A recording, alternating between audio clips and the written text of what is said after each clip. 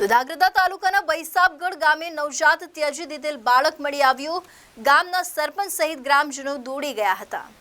સુરેન્દ્રનગર જિલ્લાના ધાંગધ્રા તાલુકાના બૈસાબગઢ ગામે નવજાત ત્યજી દીધેલ બાળક વાડી વિસ્તારમાં મળી આવ્યું હતું। તેવી જાણ થતાં ગામના સરપંચ સહિત ગ્રામજનો દોડી ગયા હતા। આ બાળકને 108 દ્વારા ધાંગધ્રા સરકારી હોસ્પિટલ ખાતે સારવાર અર્થે ખસેડવામાં આવી હતી। આ ઘટનાની જાણ થતાં ધાંગધ્રા તાલુકા પોલીસ કાફલો હોસ્પિટલ ખાતે દોડી ગયો હતો।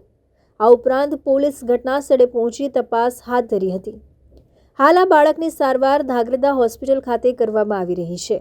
ધાંગધ્રા તાલુકામાં નવજાત બાળકને ત્યજી દેવાનો કિસ્સો અગાઉ સામે આવ્યો છે। કઠોર અને પાપ છુપાવતા આવા નગુણાઓને પોલીસે પકડી કાયદાનું ભાન કરાવવું જોઈએ, જેથી આવા લાલબત્તી સમાન નવજાત શિશુ ત્યજી દેવાના કિસ્સા પ્રકાશિત ન થાય।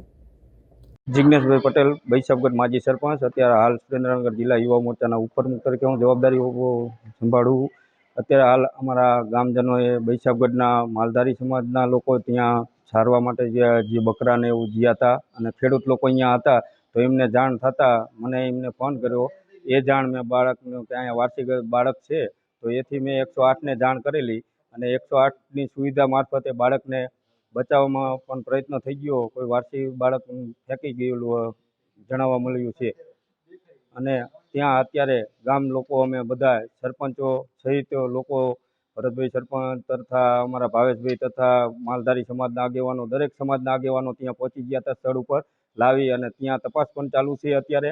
અને હાલ સરકારી હોસ્પિટલે હું અને ટીડીઓ મેડમને મહેશભાઈની બધા સરકારી હોસ્પિટલે આવી અને બાળકને સરકારી હોસ્પિટલમાં એડમિટ કરાવ્યું। સલીમ ઘાંચી, એબીસી ન્યૂઝ ગુજરાત, ધાંગધ્રા।